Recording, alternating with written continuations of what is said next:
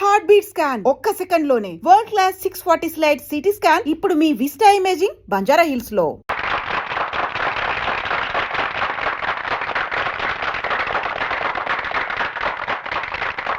నేను న్యాయశాఖ మంత్రిని కాకముందు నుంచి జస్టిస్ రామ్మోహన్ రావు గారిని ఎరుగుదును. సత్యమేవ జయతే అన్న మహాత్ముని సందేశాన్ని తన జీవిత విధానంగా మార్చుకున్నారనే విషయం మనందరికీ తెలుసు.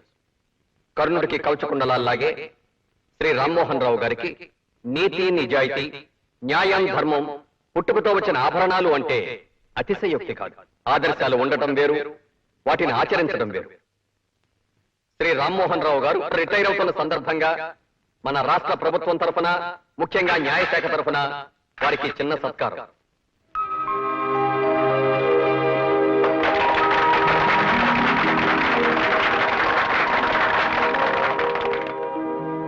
Thank you sir. సభకు నమస్కారం.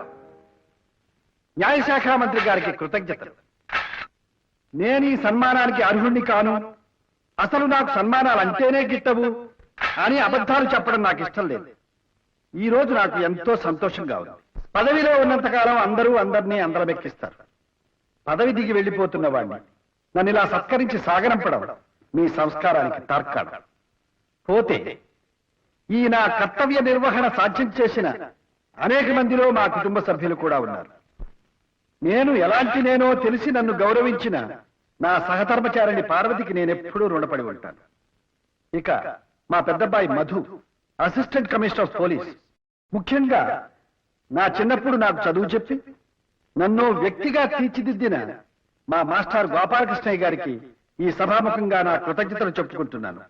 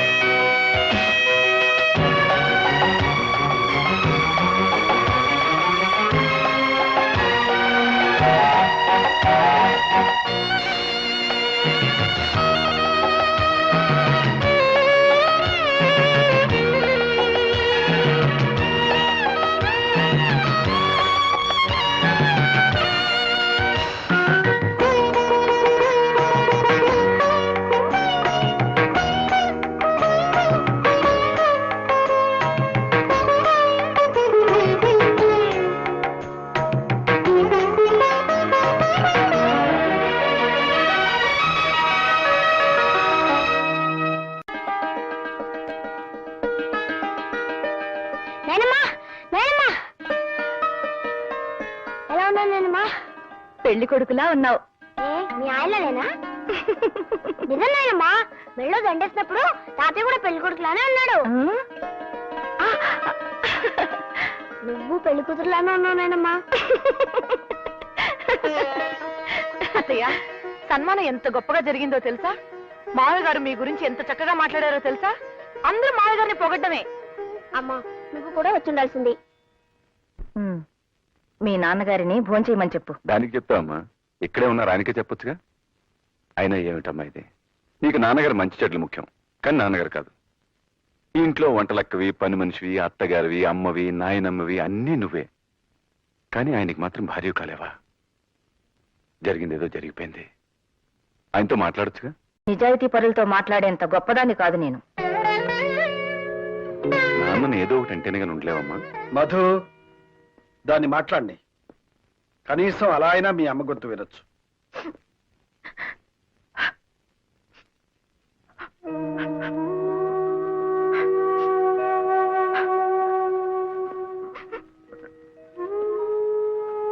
పార్వతి, ఎన్నేళ్లు నాకింకా ఈ శిక్ష? ఇన్నాళ్ళు కోర్టుంది కాబట్టి జడ్జిగా కోర్టులో కాలక్షేపం చేశాను. ఇప్పుడు రిటైర్ అయిపోయాను. ఇప్పుడు కూడా నాకు నువ్వు, నీకు నేను తోడుగా ఉండకపోతే, ఒకరితో ఒకరు మనసు విప్పి మాట్లాడుకోకపోతే రోజులు ఎలా గడుస్తాయి చెప్పు? ఇలా మనిద్దరం ఒకే ఇంట్లో మగవాళ్ళలా బ్రతకడం కష్టం కదా పార్వతి?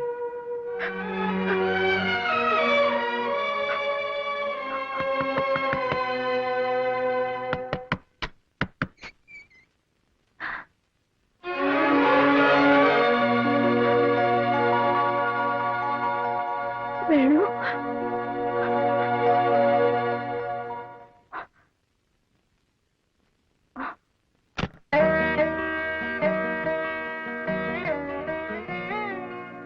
మమ్మల్ని వదిలి ఇన్నాళ్ళు ఎలా ఉన్నావురా?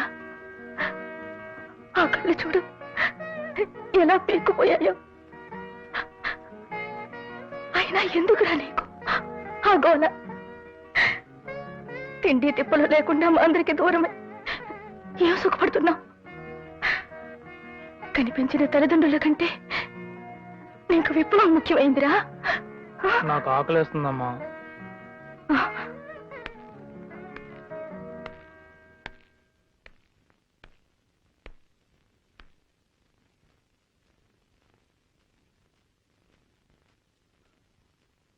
వాడికి అన్నం పెట్టు. కూర్చో. నాకు తెలియక అడుగుతాను, ఎందుకురా ఆ అడవుల్లో దాక్కుని దొంగలా బ్రతకడం? నిజం దొంగలు ఈ సమాజాన్ని దొరలా దోచుకుంటున్నందుకు. అయితే వాళ్ళని ఇష్టం వచ్చినట్టుగా దోచుకోమని మీరు అడవుల్లోకి వెళ్ళిపోయారా? ఈ అజ్ఞాతవాసం మాని మీరే పోలీస్ ఆఫీసర్లై, మీరే కలెక్టర్లై, మీరే రాజకీయాల్లోకి వచ్చి మంత్రులై సమాజాన్ని బాగు చేయొచ్చు కదా. చూడు, ఇది ప్రజాస్వామ్యం. ప్రజల సానుభూతి లేనిదే మీరెంత పోట్లాడినా ప్రయోజనం లేదు. మాకు ప్రజాబలం ఉంది నాన్న. ప్రజలకు మా మీద నమ్మకం కూడా ఉంది. ప్రజలకు మీ మీద నమ్మకం ఉందనుకున్నప్పుడు ఎన్నికల్లో పోటీ చేసి గెలిచి మీరు అనుకున్నది సాధించవచ్చు కదా. రాక రాక ఇన్నేళ్ళ తర్వాత వాడి ఇంటికి వస్తే ఏమిటండి చేదస్తాం? వాడిని అన్నం తినవండి.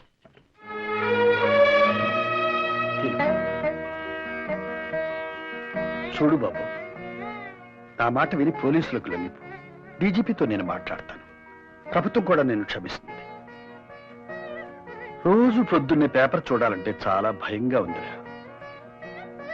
ఏ ఎన్కౌంటర్లో ఏం జరుగుతుందోనని.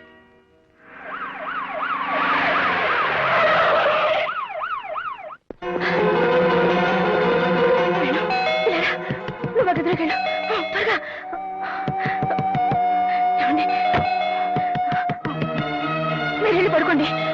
అయ్యో నా మధ్య మళ్ళీ ఇక్కడే ఉంది. మీరెళ్ళి పడుకోండి. ఏమండి మీరు వెళ్ళకండి. ఏమండి ఏమండి నామ. నమస్కారం సార్. మీ అబ్బాయి వేణు ఇంట్లో ఉన్నట్టు తెలిసిందండి. ఏమిటండి వేళా పాడా లేకుండా వచ్చి ఇదే ప్రశ్న ఎన్నిసార్లు అడుగుతారు? మా బిడ్డ మాకు దూరమై మేమేడుస్తుంటే ఇదేం కర్మ? వాడింటికి రాందే వచ్చాడంటారే.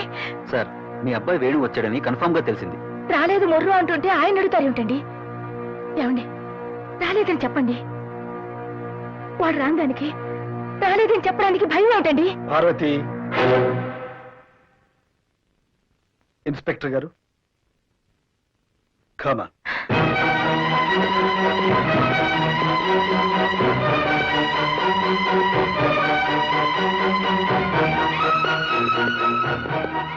బాబు, నువ్వేం భయపడకు.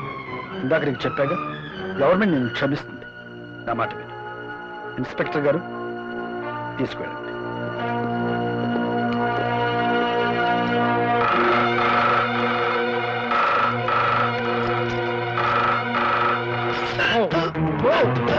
బాబు, బాబు వేణు, బాబు నా మాట విను.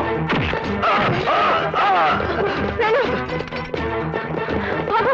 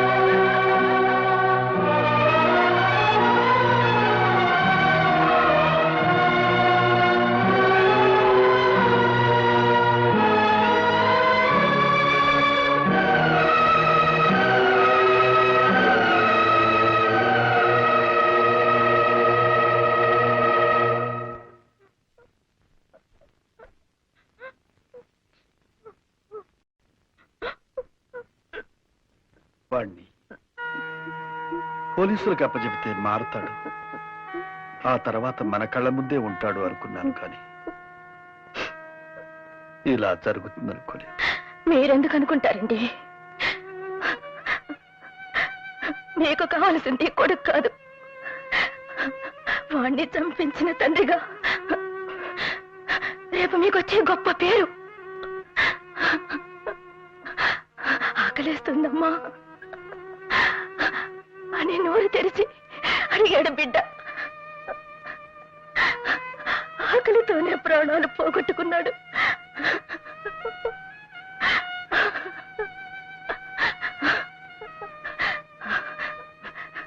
నిజానికి వాణ్ణి చంపింది పోలీసులు కాదు,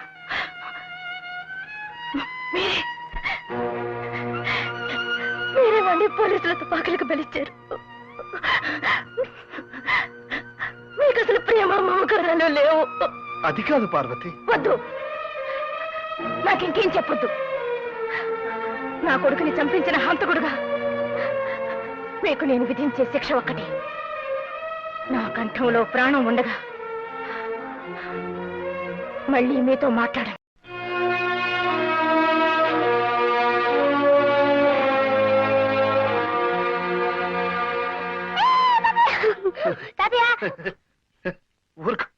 ఊరుకోరా. ఇలా చెక్కలు గింతలు పెట్టడం నాకు ఎవరు నేర్పారో తెలుసా? చిన్న బాబాయ్ అమ్మను నేర్పించినప్పుడల్లా చెక్కలు గింతలు పెట్టి నేర్పిస్తాడు. ఆయనే మా బాస్. ఏడీ వాడు వచ్చాడా? అమ్మో ఇప్పుడే బాబాయ్ కూరలో ఎన్ని రాజకార్యాలు.